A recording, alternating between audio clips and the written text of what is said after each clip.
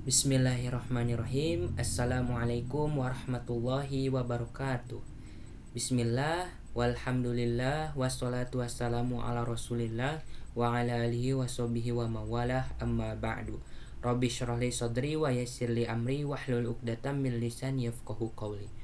Yang pertama, saya ucapkan terima kasih kepada Bapak dosen Bapak Haji Amin Hamdani SAG MAG yang telah membimbing kami semua dalam perkuliahan mata kuliah filantropi Islam.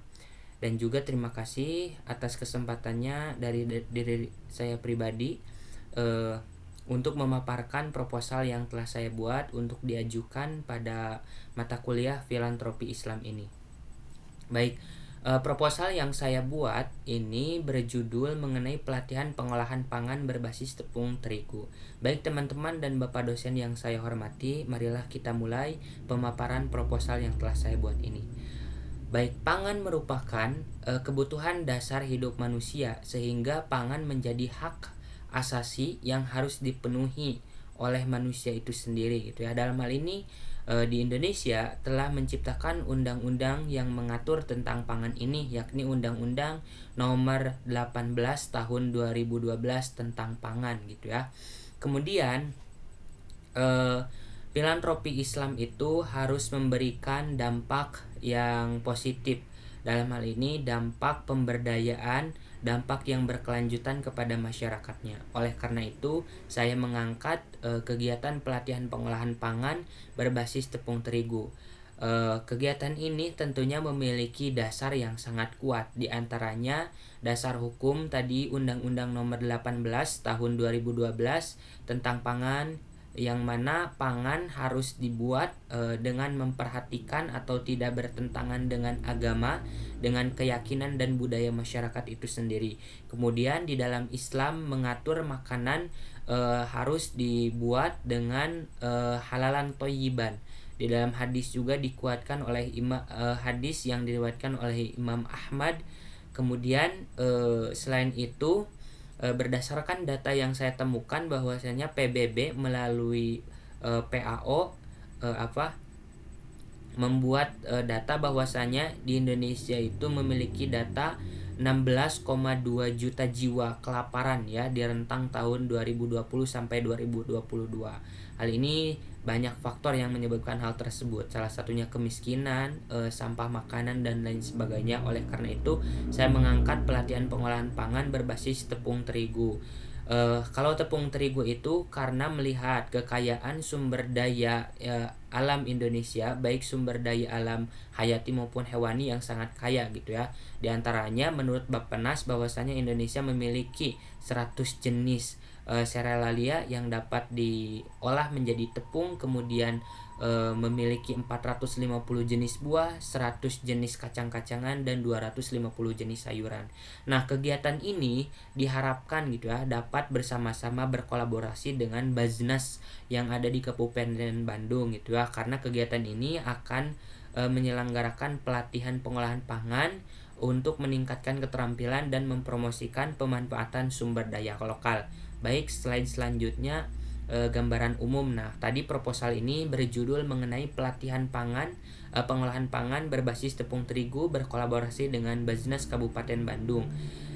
Kenapa harus berkolaborasi dengan Baznas Kabupaten Bandung? Karena materi yang berkaitan dengan proposal ini adalah institusi filantropi Islam yang ada di Indonesia. Salah satu ruh filantropi Islam yang ada di Indonesia adalah Badan Amil Zakat Nasional gitu ya. Kemudian acara ini akan dilaksanakan di Kabupaten Bandung. Kemudian kegiatan ini akan diisi dengan sesi pelatihan intensif selama 3 hari dan 1 hari terakhir dengan kegiatan sertifikasi gitu ya. Dan anggarannya itu rencananya anggaran ini berasal dari peserta sebanyak 15% dan sisanya dari Badan Amil Zakat Nasional sebanyak 85% gitu ya. Kemudian mengapa harus Baznas? Salah satunya tadi sudah disebutkan di awal. Kemudian selain itu Baznas juga memiliki peran untuk menyalurkan zakat, infak dan sedekahnya untuk membantu fakir miskin dan yang membutuhkan. Dalam hal ini lebih baik atau alangkah baiknya Penyaluran dana Baznas ini digunakan untuk yang bersifat pemberdayaan yang nantinya akan berkelanjutan. Kemudian wilayah layanan Baznas yang ada di Kabupaten Bandung ini tentunya melayani daerah-daerah yang ada di Kabupaten Bandung. Nah, kemudian kegiatan pengolahan pangan juga memiliki korelasi atau kesamaan visi dan misi dengan Baznas Kabupaten Bandung gitu ya. Dan pada akhirnya kami berharap gitu ya, kami bisa berkolaborasi bekerja sama dengan Basdinas Kabupaten Bandung untuk membantu masyarakat gitu ya, menyiapkan makanan sehat dan meningkatkan keterampilan dalam mengolah pangannya gitu ya.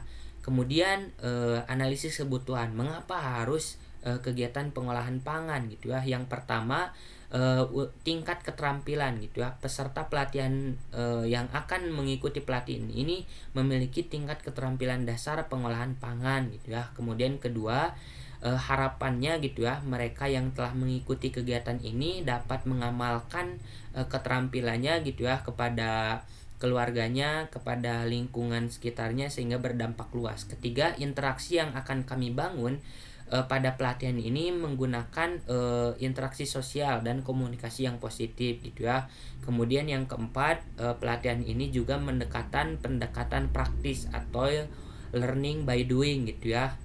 Jadi praktek sehingga semuanya dapat mempraktekkan materi yang telah diajarkan gitu ya. Kemudian tujuan kegiatan pelatihan ini terbagi atas 3. Yang pertama ada tujuan umum, tujuan khusus, dan penilaian hasil. Yang pada intinya tujuannya adalah untuk meningkatkan keterampilan dalam pengolahan pangan. Ya, tentunya yang namanya pelatihan adalah untuk perubahan yang tadinya tidak bisa, yang tadinya tidak terampil, yang tadinya tidak tahu, menjadi terampil dan menjadi bisa. Kemudian selanjutnya adalah metodologi atau metode pelaksanaan pelatihan ini.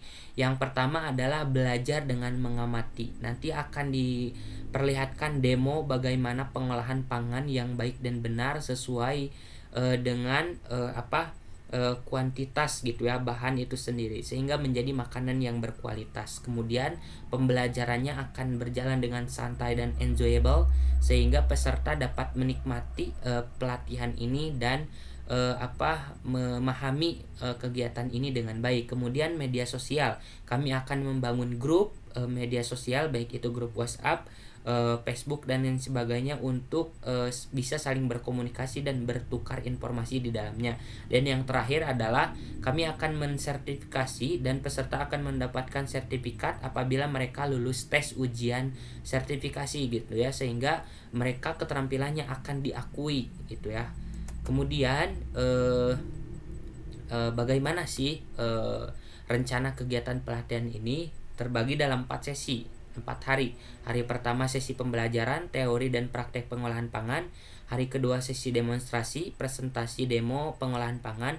Hari ketiga sesi praktikum, pelatihan praktikum profesional. Dan yang keempat sesi evaluasi, diisi dengan penilaian tugas pengolahan pangan dan pasca pelatihan gitu ya. Kemudian manfaat pelatihan ini sangat banyak gitu ya. Salah satunya yang dapat saya sebutkan karena keterbatasan waktu adalah peningkatkan keterampilan gitu ya. Peserta akan meningkat pengetahuan dan keterampilannya dalam mengolah pangan gitu ya, sehingga mereka bisa mengamalkannya gitu ya, sehingga mereka bisa mandiri secara ekonomi dalam harapannya gitu ya. Kemudian rencana anggarannya gitu ya. Yang pertama ada biaya trainer dan sertifikasi sebesar 12 juta. Kemudian ada bahan belajar pengolahan pangan sebesar 6 juta. Ada biaya konsumsi dan transportasi peserta sebanyak 10.800.000 dan sewa gedung selama 4 hari sebesar 2 juta rupiah itu ya. Kemudian ada keberlanjutan. Nah, diharapkan kegiatan ini dapat memiliki dampak yang berkelanjutan gitu ya. Karena keterbatasan waktu, selanjutnya adalah evaluasi kegiatan yang dimana tadi ada penilaian, kemudian akan ada forum diskusi dan komitmen untuk mengamalkan materi pelatihan yang telah diketahui gitu ya. Dan penutup dan harapan untuk kerjasama di masa depan. Terima kasih atas kerjasama dan kolaborasinya. Diharapkan mudah-mudahan kegiatan ini bermanfaat untuk keberlanjutan masyarakat gitu ya. Mungkin hanya itu yang dapat saya sampaikan karena keterbatasan waktu dan juga media gitu ya. Semoga ini dapat dipahami. Dari saya cukupkan sekian. Wassalamualaikum warahmatullahi wabarakatuh.